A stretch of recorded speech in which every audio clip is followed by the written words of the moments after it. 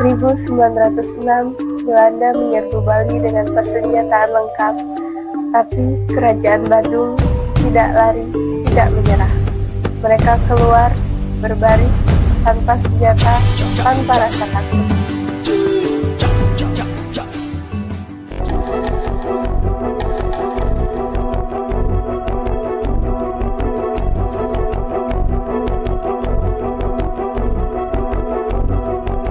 Hai semuanya, kembali lagi dengan Belajar Bareng Jurnalistik. Edisi spesial membahas tentang sejarah Puputan Badung. Puputan sendiri berasal dari kata puput yang artinya selesai. Dalam segi budaya, puputan adalah tradisi masyarakat Bali dalam berperang yang dilakukan dengan pantang menyerah.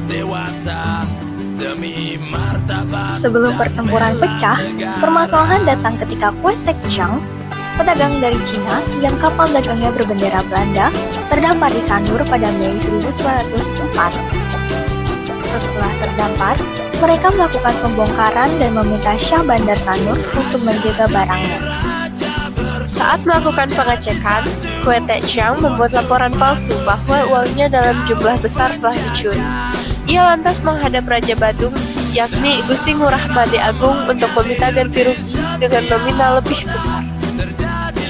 Permasalahan ini menjadi rumit hingga terdengar oleh pemerintah kolonial Belanda.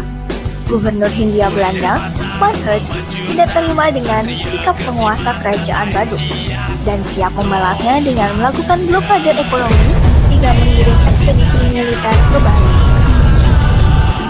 Gusti Ngurah Made Agung pun tidak gentar dengan ultimatum dari pemerintah kolonial Belanda yang berlaku sampai 9 Januari 1905. Aksi blokade yang dilakukan Belanda terbukti membuat kerajaan Badung mengalami kerugian yang sangat besar. Menolak tunduk terhadap Belanda, Gusti Ngurah Made Agung tetap ada pendiriannya dan siap dengan berbagai resiko yang akan diterimanya. Pada 12 September 1906, pemerintah kolonial Belanda akhirnya mengirim ekspedisi militernya ke Badung. Perang Puputan Badung pecah pada 15 September 1906 yang membuat banyak jatuhnya korban jiwa di pihak Badung. Meski hanya bersenjatakan keris dan bambu runcing, Laskar Badung pantang menyerah dan lebih memilih mati berperang daripada hidup dijajah. Puncak Puputan Badung terjadi pada 20 September 1906. Saat pasukan Belanda sampai di Puri Pemecutan dan menembakinya hingga mengalami kerusakan yang parah. Pada pertarungan sengit inilah, Raja gugur bersama pasukannya dan sekaligus menandai berakhirnya Puputan Badung. Untuk memperingati semangat para pejuang Bali saat itu, sebuah monumen yang dinamai Monumen Puputan Badung dibangun tepat di jantung kota Denpasar.